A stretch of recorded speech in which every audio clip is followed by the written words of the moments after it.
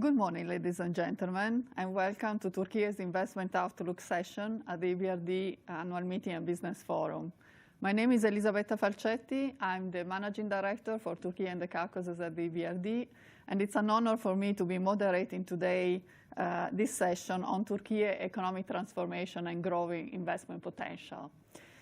We have a very distinguished group of panelists today, but I would like also this session to be interactive. So before we start, just for you to know, the session is streamed live on YouTube.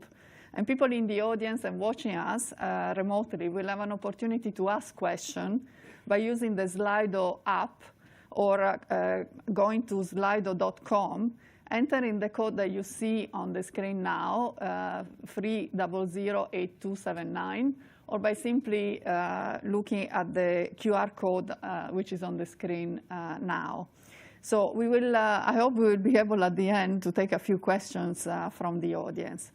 Let me start by saying that, of course, EBRD partnership with Turkey goes a long way back. And since we start operations back in 2009, we have invested more than 22 billion euros in Turkey's economy. And out of this amount, more than 90% was invested and went into private sector projects.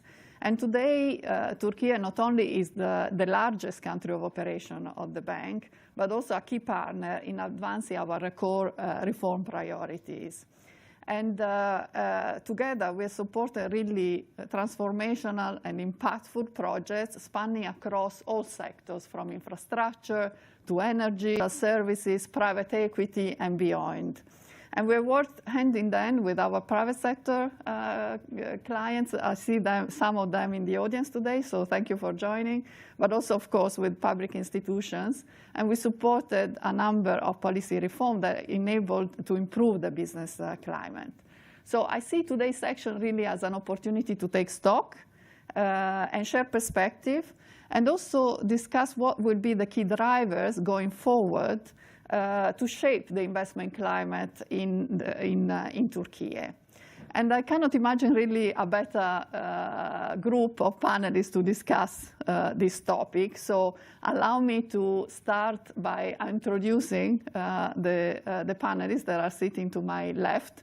And I will start, of course, from my near left. So we are very honored to have the Minister of Treasury and Finance of the Republic of Turkey, Mr. Mehmet Şimşek. So thank you for being with us. Next to him, we have the Deputy Governor of the Central Bank of Turkey, Osman Cevdet Akçay. And moving on, we have representatives from the private sector, of course, because we want this to be to gain their perspective as well. So we have BBVA Chief Executive Officer, Onur Genç. And finally, we have, last but not least, we have Timothy Ash, who is the Senior Sovereign Analyst of RBC Blue Bay Asset Management, who is a great commentator of the developments in Turkey's economy and politics. So thank you to all for joining us. And let me start by giving the floor to Minister Şimşek, and by asking an introductory question that will give you the opportunity to set the scene for the discussion. So you know EBRD is a strong partner of Turkey, but so in a way you will be preaching to the converted here. But for the people who are joining us, can you tell us why we should continue to invest in Turkey, given the global uncertainties, and what sets Turkey apart as a strategic and resilient hub for long-term investments? Well, thank you. Good morning, everyone. I'm delighted to be back in London, also at the EBRD headquarters. EBRD has been our greatest partner in our journey, development journey. So I think the question on why you should invest in Turkey should be posed to EBRD. After all, they've just highlighted that they've invested 22 billion euros since 2009. Clearly, but let me make a case for it. I do have a few slides, if I may. Would like to show a few slides. Well, first of all, the question on why anyone should consider investing in Turkey should start with the size of the market. Turkey is a large economy.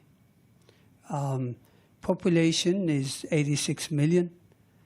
Per capita GDP is north of $15,000 as of last year. In fact, if you include Syrian refugees, the population is closer to 90 million. Now, how many countries are out there with population of over 80 million and per capita GDP of 10,000? So this is a sizable market. Is it growing? If you take 20-25-year journey, clearly Turkey's growth performance has been pretty strong. We have outperformed emerging markets in real terms. In fact, if you exclude China, India, the outperformance is pretty massive. So if you take 100 years, real GDP growth rate has averaged to about 4.8%. It's pretty decent performance. And if you take more recent decades, growth performance has been stronger, well over 5% in real terms on average. So not only this is a sizable economy, but its growth performance is also pretty impressive in that sense. Secondly, well, before we move on to my second point, growth is something that is likely to become a scarce product going forward. Why? Because there are a lot of headwinds for global growth. Whether we're talking about protectionism, whether we're talking about high global indebtedness, aging demographics, of course, climate change. I could go on regarding the list of global challenges that may well serve as speed limit for global growth. And not surprisingly, relative to last few decades, in recent years, growth globally has been relatively subdued. And unless we stop the current global trade fragmentation, chances are global growth will be even a scarcer commodity. So we are building the foundation for strong growth. Yes, in the short run, due to our disinflation efforts, clearly growth has been subdued last year and likely this year. So in the short run, growth is relatively subdued. But that's not to say that the long-term prospects are dimmed. Long-term prospects are actually pretty bright. Why? Because if you look at our policy priorities, they're exactly what you need, or any country needs, to build foundations of strong growth. That's number one. Number two, the commitment to structural transformation is really key, because that's how you enhance potential growth.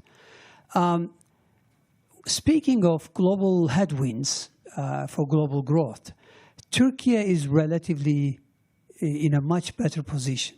Look at Turkey's total indebtedness to GDP. It's 92% compared to 245% for global emerging markets. So indebtedness or leverage is not going to be a speed limit, even if we are talking about higher for longer interest rate environment. If you look at, again, Turkish demographics, Turkish working age population, which is still growing, every year we get about 900,000 university graduates, over 400,000 vocational technical school graduates. And if you look at a Stanford University study about graduates of computer science, computer engineering, IT, whether you're looking at masters, whether you look at PhD, again, Turkey has a very large pool of well-qualified labor force. We've invested very heavily in infrastructure. Over the past 2 decades, we've invested over $300 billion in roads, airports, railways. But investments continue, and we are prioritizing productivity, enhancing infrastructure reforms. So again, infrastructure is pretty well developed. Digital infrastructure is one area where is now our top priority in terms of investments. And AI preparedness, we are ahead of emerging market averages. But of course, we would like to catch up with advanced economies. So those are some of our priority areas. If you look at Turkey's manufacturing value add relative to its per capita GDP compared to other countries, we're in pretty good position. We are a very strong manufacturing hub. But also, services exports is one of the strongest components of Turkish economy. Apparently, we are number 3 in the world in terms of soap opera exports. So just to give you some color. But seriously, in construction, in tourism, in medical tourism, Turkey is a very large player globally. Geopolitics, over the past decade or so, has been a big drag on Turkish economy.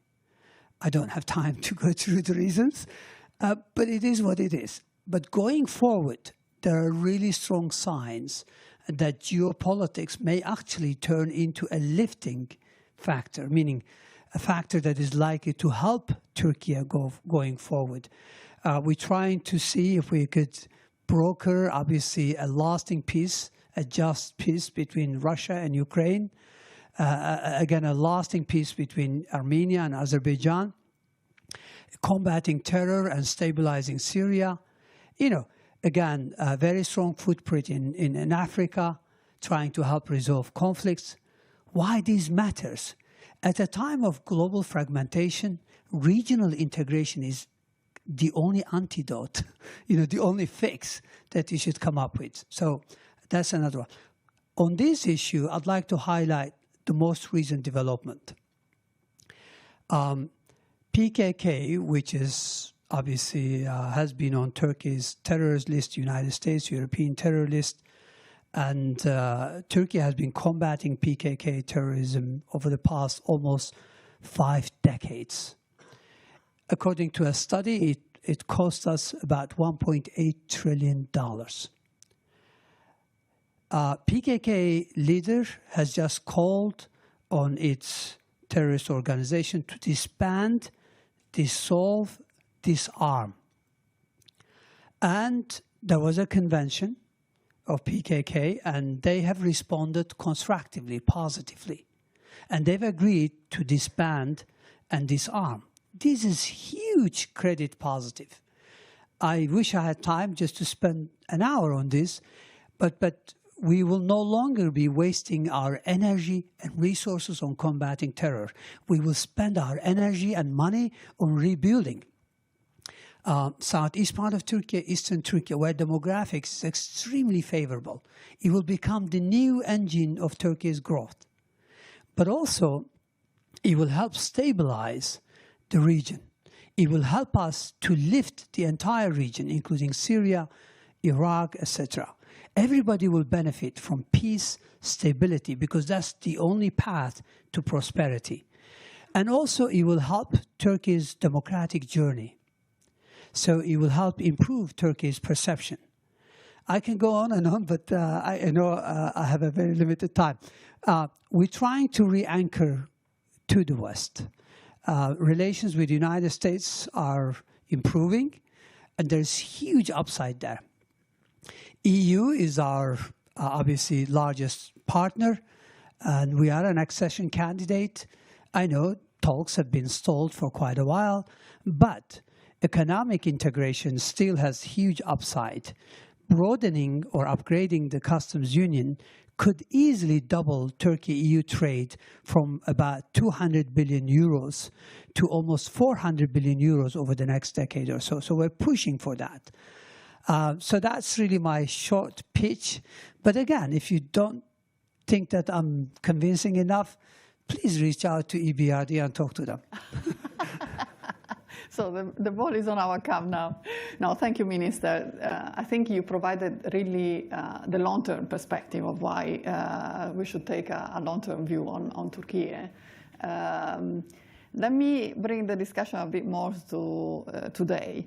And I think I want to anticipate one of the questions that is on people's mind, which is about the economic program that you are leading together, of course, with colleagues from the central bank and the authority and the government. So is the economic program still on track, given what's going on in the world and in Türkiye? Can you give some reassurances on that point? It is on track. It is working. It is delivering. Look, the essence of our medium-term program, or we call it sometimes macroeconomic stabilization and reform program, the essence of it is attaining price stability. We're making good progress. Inflation is down from peak of 75% recently to about 38%. We see inflation trending down. Of course, our vice governor is here. He can obviously elaborate. But that's the essence of the program. That's our top priority. There is delivery. Now, recent turbulence has raised some question marks about expectations, limited lira weakness. But financial conditions are tighter, highly likely disinflationary. Oil price have fallen significantly. That's also significantly disinflationary, let's put it this way. So we see inflation staying on track. Growth could turn out to be slower, but we can live with that. Labor market is pretty tight. Unemployment rate is at 20-year low. So clearly that's the key consideration for us, rather than just focusing on headline stuff. Our fiscal position have historically been very strong. It could turn out to be weaker on the back of weaker growth, but we can live with that. The reason for fiscal consolidation is to help central bank bring inflation down. Keep in mind, Turkey's gross public sector debt to GDP ratio is barely 25% compared to emerging market average of over 70%. So on the fiscal side, consolidation will stay. Commitment to spending controls is very strong. Revenue may somewhat underperform, but we can live with that because spending control is key, and that's disinflationary. My final point on external balance, we had penciled in a current account deficit of 2% of GDP, including massive gold imports. If you exclude gold imports, we had a surplus last year, likely surplus this year, so we've actually moved to a current account surplus. But anyway, let me get back to my point. So we had penciled in a 2% deficit for this year. Quite likely, it will be significantly lower than that. Why? Oil prices are lower. And euro-dollar parity now helps us. It has picked up. External balance, we see no damage from recent turbulence. If anything, external balance will improve. Gross external financing requirements will fall. And Turkey's external debt to GDP ratio will stay on a downward trend. So all in all, if you look at the essence of the program, I think progress is there. Program is working. It remains on track. We'll do everything to keep it on track.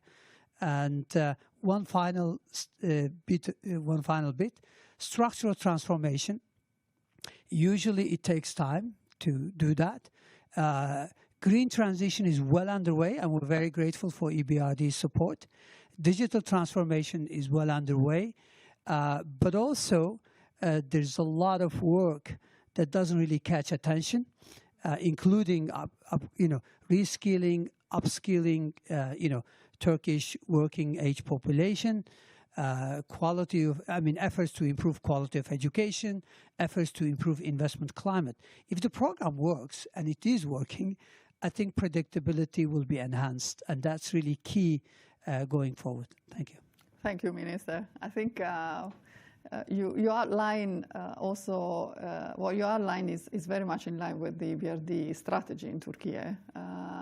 But you raised the point on inflation, which of course is on people's mind, and it's a key determinant of investor decisions as well, associated with the labor cost and so on and so forth. So I wanted to move to the Deputy Governor, Mr. Akçay, and hear his point of view on what measures have been taken in order to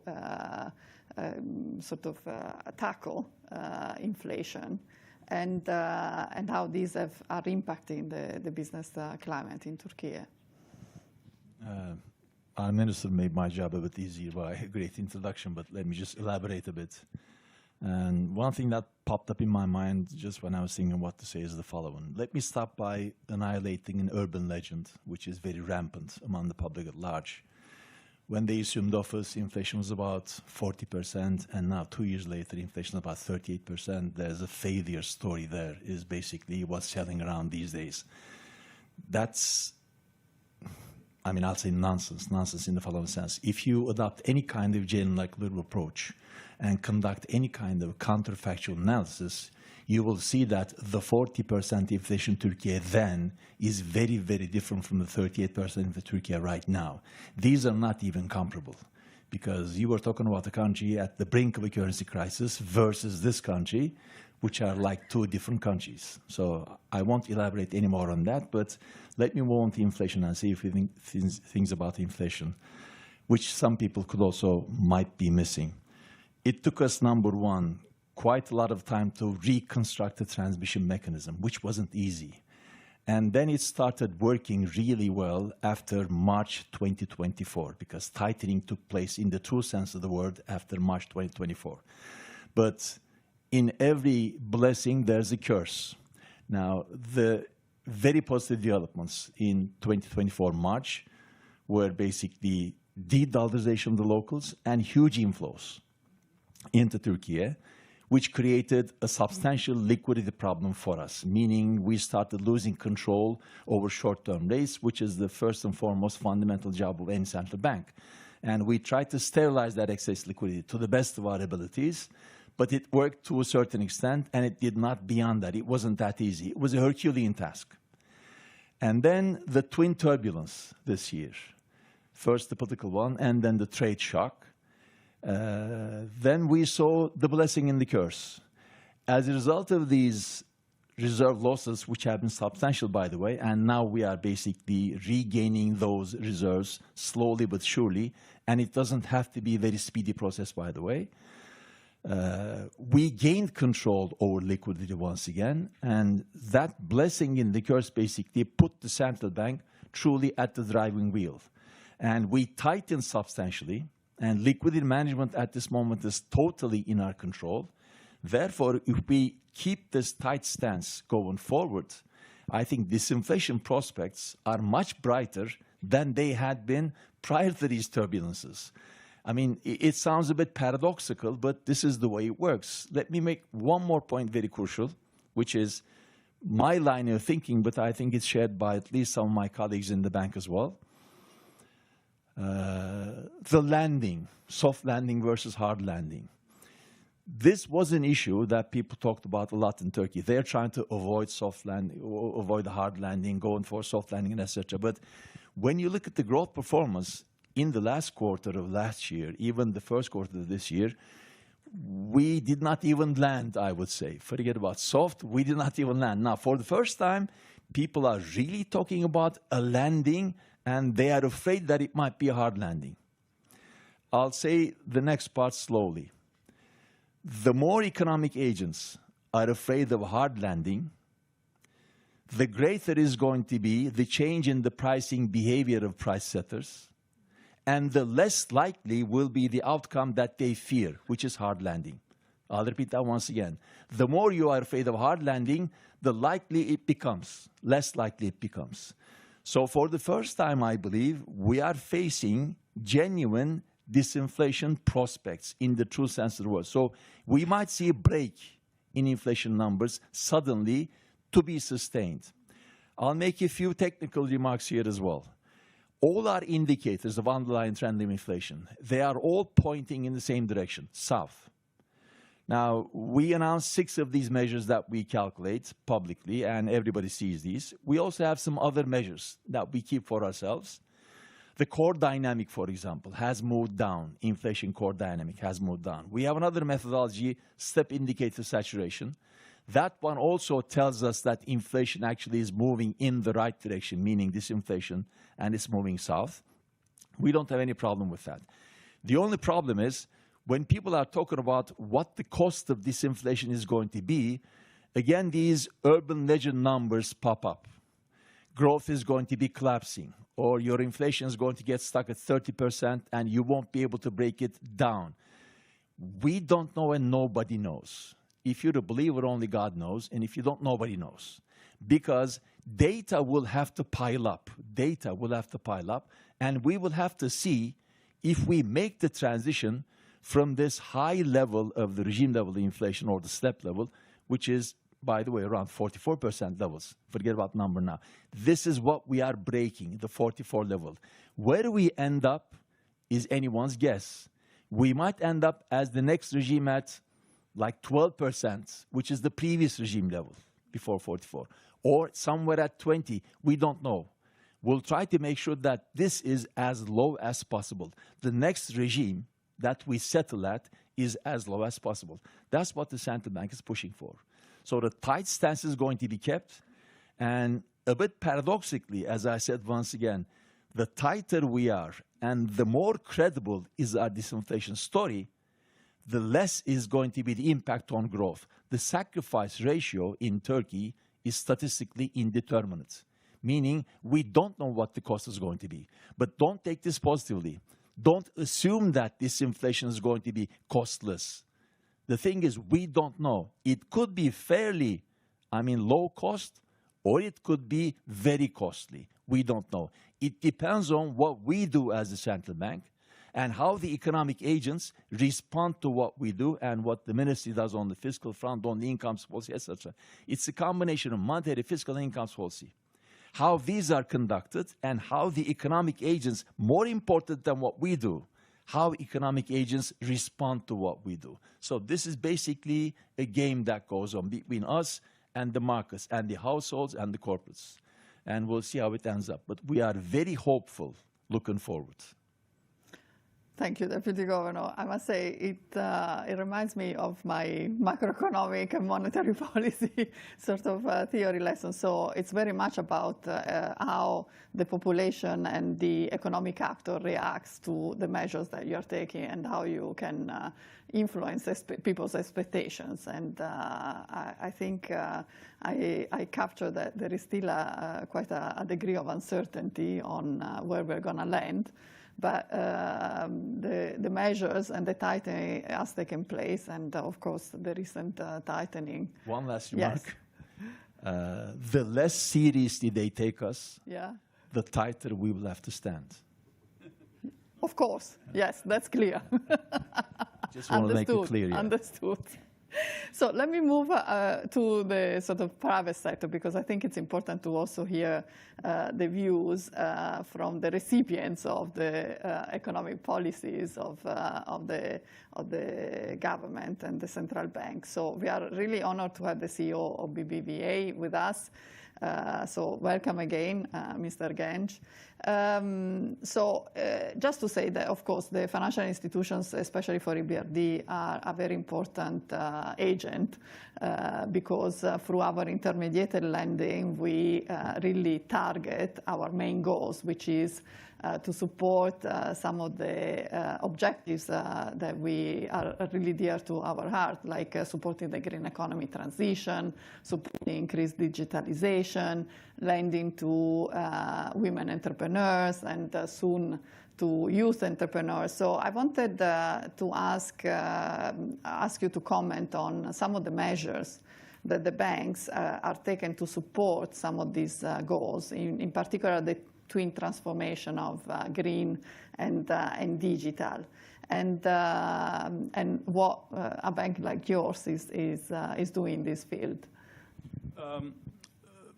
First of all, one of the things I would say is that there's a clear alignment of what the banking sector is trying to do with the economic program of the country. there are certain regulations, rules around this also in terms of our credit channeling. There are certain rules which also helps us or guides us to do that. But there's some clear alignment. And in this alignment, I'll go to the priorities or what we are trying to do, but I will link it to that context. In terms of the, Mr. Minister have already highlighted the key priorities of the program. But in the medium-term program of the country, when you look into the objectives, you do see things like creating growth without triggering inflation. You see total factor productivity. You see fixed capital investments. You see increasing exports.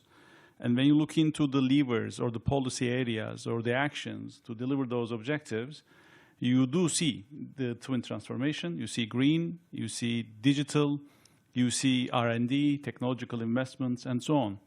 And this is actually what the banks are trying to do, really. One maybe little chapter on this one. I mean, there are so many esteemed economists here. But I do think that it's always the chicken and egg a bit, but the current account deficit, the external balance that Mr. Minister was talking about is really critical for the country, really critical to take care of this. When you look into the Turkish history and the recent market turbulences, you see inflation, you then see currency at the bottom end of this, but then you definitely see, in my view, the current account deficit, the lack of domestic savings, and the need for the capital flows to Turkey, and which then triggers, again, a chicken and egg. The current account deficit is such a critical problem in our view in Turkey that we are now seeing it's being resolved, but it has to be resolved. I mean, Mr. Minister mentioned, again, it's very tough to talk about numbers when the minister is here because he always knows the numbers better than anyone else. But the current account deficit, the last 12 months, is around $13 billion now, 13 billion. Mr. Minister mentioned the excluding gold. But the energy bill, net energy bill of Turkey last 12 months was 50 billion. 50 billion. So if there was not an energy deficit of the country, minus 13 becomes 37. The problem is solved. The problem is solved. That's why it's very important to focus on these twin transformations. And that's why the banks and Garanti BBVA, for sure, we are focused on, once again, on the topic of sustainability, on the topic of renewables, and on the topic of, again, digital transformation to be able to increase exports also of the country. I mean, if the energy bill was lower, there will be no current account deficit problem. If we can manage to increase our exports, I mean, the manufacturing value added is relatively high, but if we manage to increase the high-tech export base of Turkey, if we increase exports with that, the unit value of exports go up, we will solve the problem. As such, there is a clear alignment of what the government is trying to do and what the banks are trying to do in terms of priorities and initiatives. Again, we are partially forced into this because there are credit caps in Turkey, as you know, so you cannot increase your credit as you like. But there are a few areas where we are exempt from those restrictions. One of them is, again, export loans. I mentioned the context around this, which is very important. It's exempt from the restrictions. Investment loans are exempt from the restrictions, and that's where the banks are. We are pushing that. And I would finally highlight three very specific particular areas that Garanti BBVA is pushing hard. Number one is renewables. We have always been a pioneer in that area. Again, going back to the context, it's so critical to keep pushing on that one. I mean, the production of renewables in the total electricity production, it is now around 48%. 20 years ago, it used to be 24%. So we doubled it. But there's still so much potential, and Turkey is growing. So we need to keep pushing on renewables. That's one area for the bank. The second area is decarbonization targets. It's a global priority for BBVA, and we are reflecting that to Garanti BBVA in Turkey as well. But decarbonization targets is, again, very important in the context that I talked about, because EU is our core trading partner in Turkey, and all these carbon, the border mechanisms and so on. We have to keep evolving on the topic of decarbonization, to be able to keep exporting to EU. And on that one, again, BBVA globally and Garanti BBVA locally, we have decarbonization goals by sector, especially in hard-to-abate carbon-intensive sectors. That's the second priority that I would like to highlight. So renewables was number one, decarbonization number two, And I would also highlight digitalization, which is, again, a global priority for BBVA, clearly a priority for Guarantee BBVA, to provide access to citizens, but also SMEs and to broader economic agents. On digitalization, again, a core strength for, in our view, Guarantee BBVA. In Guarantee, we have 89% of our sales coming from digital channels as a bank. This is unique even within the BBVA landscape. We operate in 27 countries. We are mainly an emerging country bank. This is number one, even in our landscape. So digitalization is the third one that I would like to highlight, which will again help our SMEs professionalize and export and so on. In short, the banking sector is completely aligned with the program, and we are pushing all these priorities to make sure that the underlying core structural issues, they disappear over time. Thank you, Mr. Genç. Let me turn now to the view from the international investors. So we have Timothy Hash here, who is an asset manager. So how do you look at Turkey right now, given sort of the global environment and the global crisis? And is this still an attractive investment proposition for you? Yeah, sure. I mean, I think the institutional investor base, the international one, likes Turkey. It wants to invest in Turkey. Historically, I mean, if you go back a decade or more, I mean, portfolio stock was about $170 billion. I mean, that massively reduced in that period of unorthodoxy, unfortunately. And I'd just highlight the strengths for me. I've covered Turkey for 25 years. I mean, let's just think, great demographics, a country that wants to grow, good banks that are stress tested, a good location, a really strong manufacturing base at a time when Europe, particularly I think in defence sector, needs that. I mean, it's a wonderful opportunity for defence cooperation given the existential threat from Russia. Turkey makes stuff.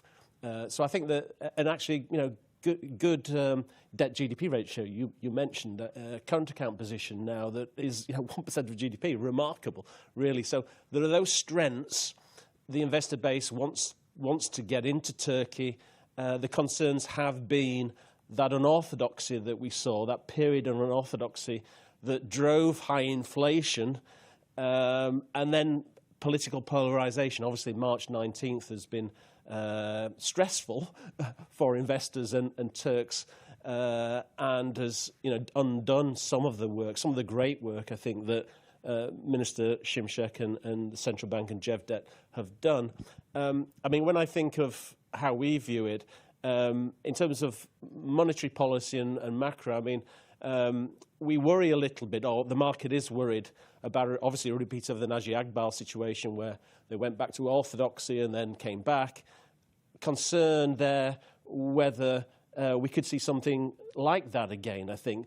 But I'm really sure that's not going to happen, right? I think that lots of different reasons for that. I think there's been a change of advisor around the presidency that are now very orthodox in view. I think the elections, the local elections in 2023, were crystal clear in my mind that inflation is the #1 problem.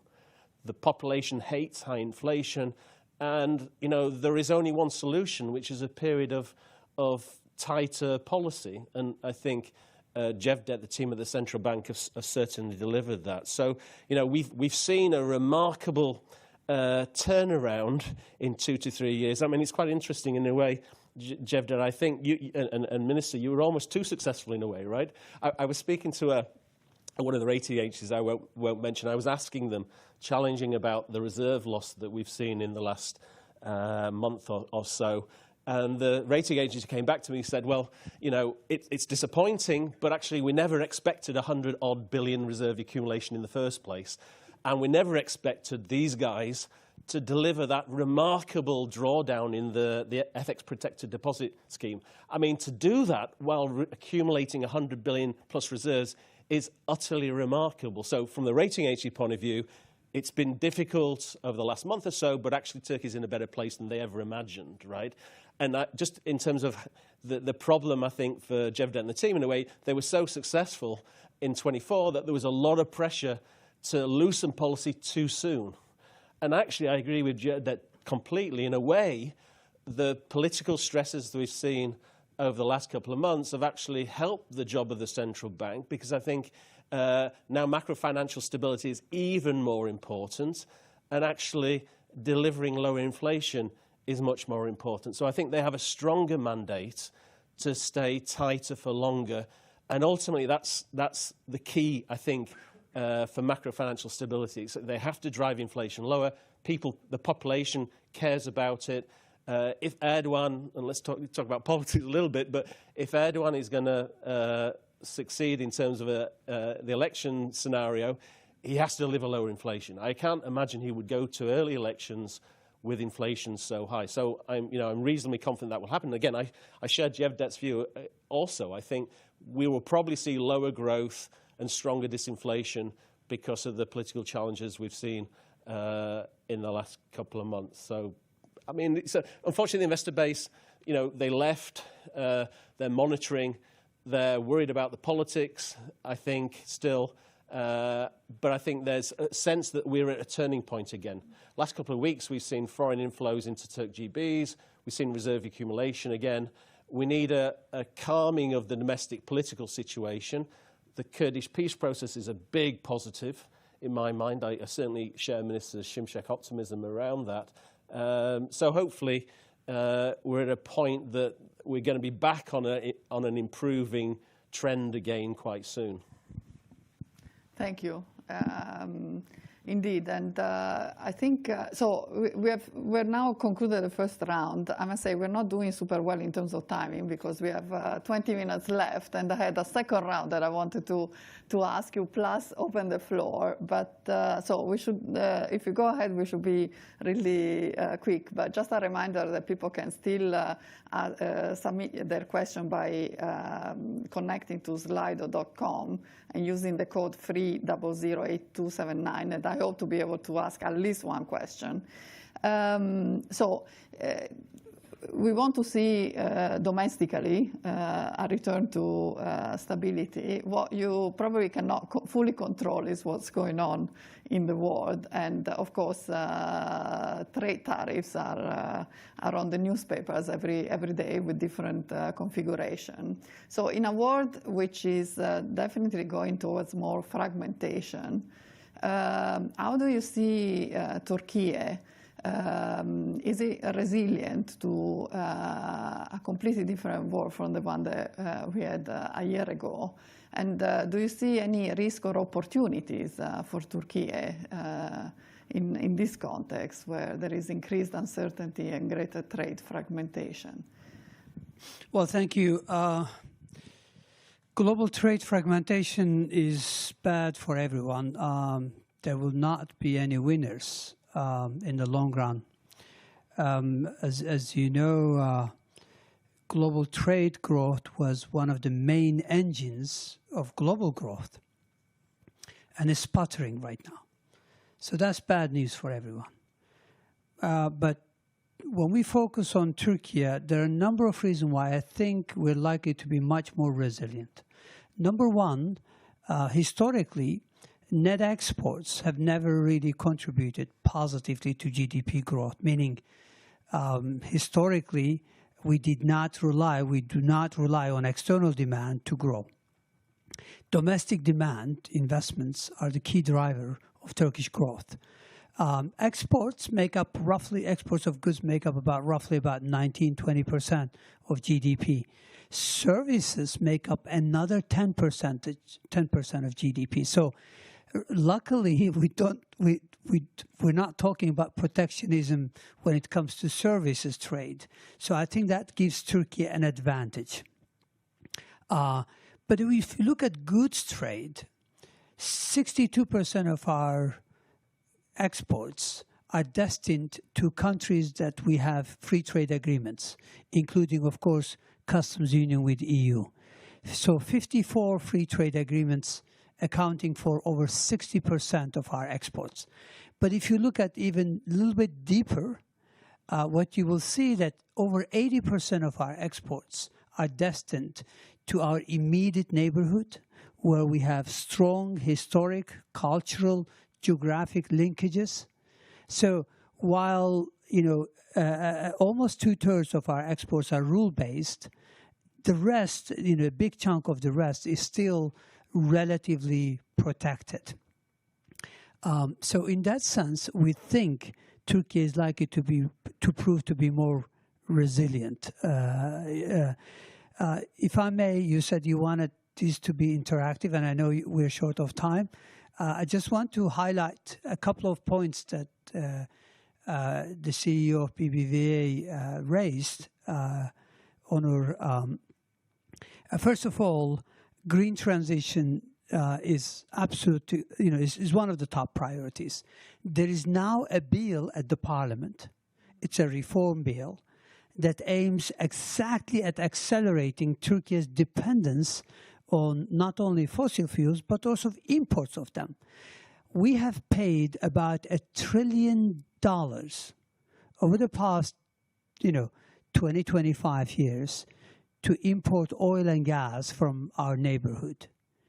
To the extent that we can reduce that, and we are reducing it, it's going to make a big difference in Turkey's sustainability of external balance. As I said, excluding gold, over the past year or two, we're already in a positive. Remember, gold is not edible. Gold, we don't import gold for industrial use. It's a portfolio choice. So I think it should be treated that way. One final point, Onur also highlighted the need to move up the value chain, meaning Turkey producing more medium, high-tech stuff. We have a program called HIT 30. It's aimed at accelerating Turkey's move upward in global value chain. I don't have time to go over it, but it's a major program. There's another program called YTAC. It aims at essentially localizing 284 medium, high, and high-tech stuff in Turkey. So I just wanted to... regarding concerns that were highlighted by Tim, I know I shouldn't be answering all the... And we respect the concerns. I think market concerns are very important. He highlighted, obviously, recent difficulties, recent turbulence. The program ownership is stronger, has actually got stronger. So I just want to highlight that. And secondly, if we can address the Kurdish PKK issue, with PKK disbanding, disarming, it's highly likely to contribute positively to improvement in political stability, in domestic political landscape, in terms of easing tensions going forward, in terms of, again, enabling Turkey to focus on growth, development, inclusiveness, and reforms. Thank you, Minister. So time is still very, very short. So let me change completely sort of tactic and ask one question that I would ask the remaining panelists to answer in 1 minute, if they can, so that we have some time to address some of the external questions. Apologies for the change. So we are talking about some of this structural reform. If there is one structural reform measure that you think is a priority for Turkey to adopt, and they may be associated also to some economic policy, like aligning fiscal policy with the monetary tightening that you're doing, what would that measure be? We have heard about the climate law, which of course is a very important one, and we are looking forward to its approval because it's going to be a key enabler for investments in renewables. What key structural reform would you like to see implemented soon? With me, I assume. Probably tax reform, actually. Yeah, a full-scale tax reform, I think, would be working best. But the time to implement that kind of policy, I think, is when the economy is moving not at a trough, but mostly close to its peak or at its peak. That's the time to do it. So I'm not suggesting that this is the time to go on with the tax reform. When the economy basically picks up again, I think we should be thinking about that a bit more seriously. Okay, thank you. I will fail you in your question because I think there are many structural reforms needed and all that is fine. But at the moment, we have a program. We have to deliver that program. I'm a bit short-term oriented, but if we don't have inflation controlled, if we don't have everything that the minister is saying, if we deliver that, short term we will have many problems, which will then create problems for the long term. So in short, these two gentlemen, they have to keep delivering what they have been doing. Very simple. You have a huge responsibility on your shoulders. I'm going to be quite boring and just agree with this gentleman. I mean, stay the course on the fight of inflation, right? For the institutional investor base, it's absolutely critical. I think we have the best team at the central bank that we've seen for many years. And again, I've covered it 25 years. Great team doing exactly the right thing. Difficult decisions. I mean, the move to hike policy rates that I don't think people expected post-March 19th. Very brave. The right thing to do.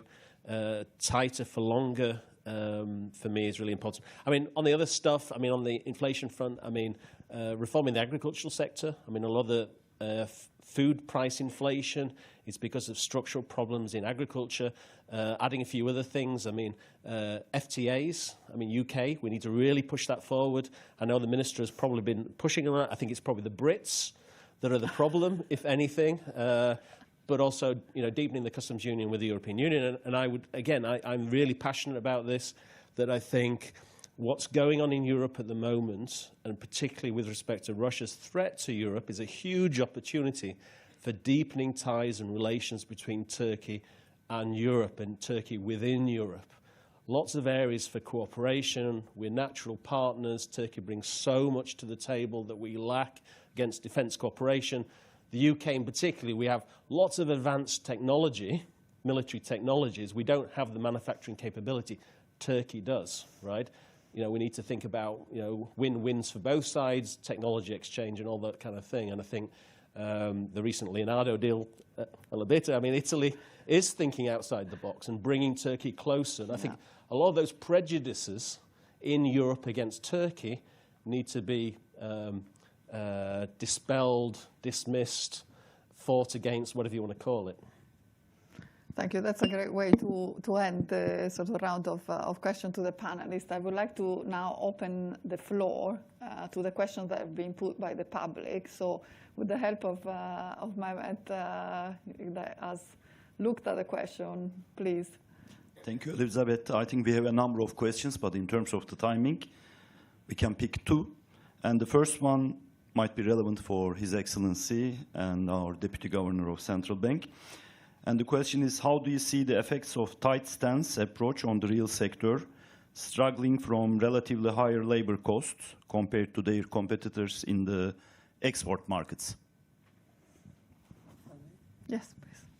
Just very quickly, of course, we are aware of dislocations in a number of labor-intensive sectors.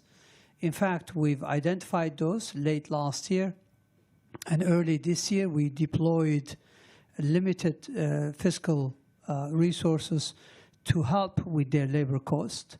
So essentially what we did to avoid, obviously, fiscal slippage, what we did, we reduced support on certain sectors and channeled those resources to sectors such as ready-wear, textiles, shoe manufacturers, furniture manufacturers, leather manufacturers.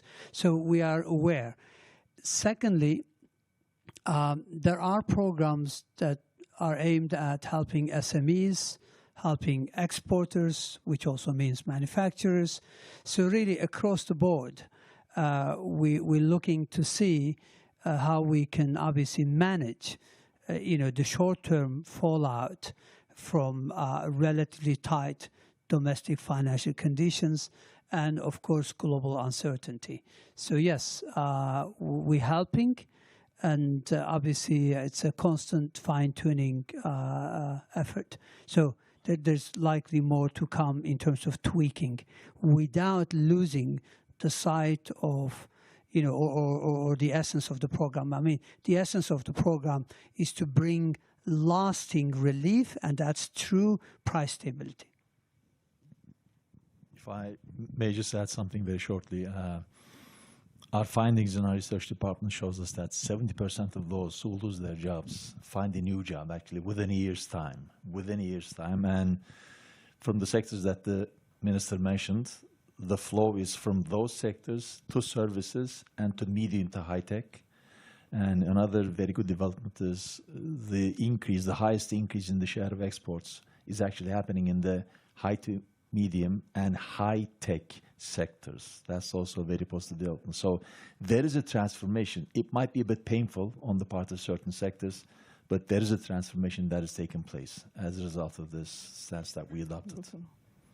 Thank you. Mehmet. I think we have another question, mainly this time for the financial sector.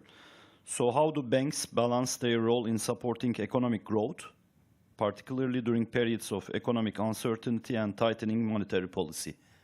Maybe. The role of supporting economic growth, that's what we do. That's what we do. We are a financial intermediary. We take the money from the ones who have it, deposit holders, and then we channel it to the ones who need it, which are the ones who need the credit. As such, that's what the banks are scheduled for, no? I just want to make one point here. BBVA we are the largest foreign investor in Turkey. BBVA has put 8.5 billion euros, $10 billion to Turkey, largest foreign investor.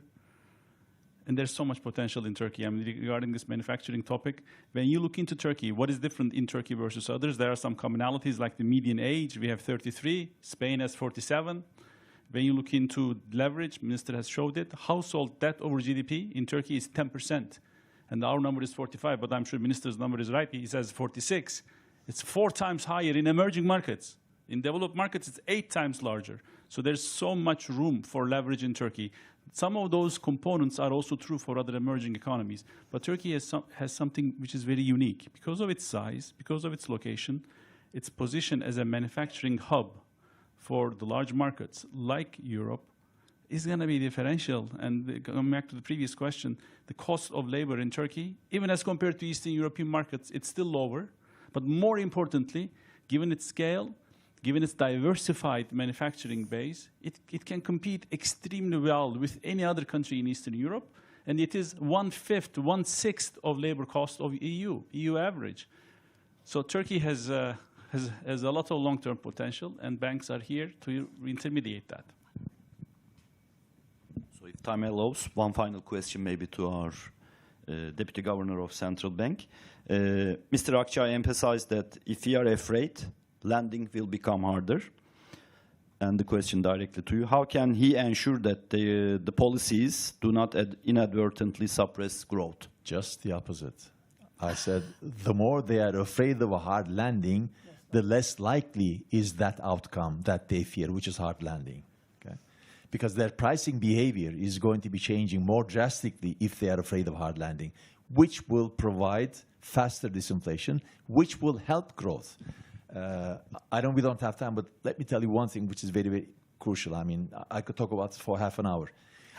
If you talk about the inflation-output trade-off, which is a textbook phenomenon, it doesn't exist in Turkey. In Turkey, there is no output-inflation trade-off, which means in order to bring inflation down, you have to sacrifice a lot on the output front. Or if you want to grow faster, it's going to be costing you a lot of inflation, etc. That trade-off does not exist in Turkey. I can show this analytically. But it doesn't mean the following. Do not be misled by this in the following sense. Or that means disinflation can be fairly costless in Turkey. It doesn't mean that. It simply says we don't know what in each episode the cost of disinflation is going to be. Mm-hmm. It could be fairly low cost or it could be colossal. We don't know.